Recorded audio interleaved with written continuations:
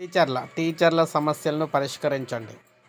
Municipal టీచర్ల సమస్యలను పరిష్కరించాలని పాఠశాల విద్యా డైరెక్టర్ విజయరామరాజును మున్సిపల్ టీచర్స్ ఫెడరేషన్ రాష్ట్ర అధ్యక్షుడు ఎస్ రామకృష్ణ విజ్ఞప్తి చేశారు.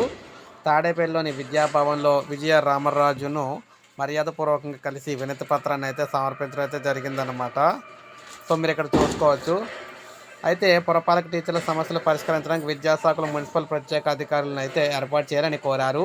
2164 మున్సిపల్ యూపీ పాఠశాల విద్యార్థుల సంఖ్య దూరంతో సంబంధం లేకుండా ఉన్నత పాఠశాలగా ఉన్నతీకరించాలని కోరారు. మున్సిపల్ ఉపాధ్యాయులందరూ కూడా జీపీఎఫ్ ఇప్పించాలన్నారు. పురపాలక పాఠశాల కాంప్లెక్స్ పరిధిలో ఎలిమెంటరీ పాఠశాల ఉపాధ్యాయులకు జీతాలు చెల్లించే అధికారం కాంప్లెక్స్ హెచ్ఎంలోకి ఇవ్వాలని కోరారు. జీవో 506, 507లను అనుసరించి పురపాలక ఉపాధ్యాయుల బదిలీలు చేపట్టాలన్నారు.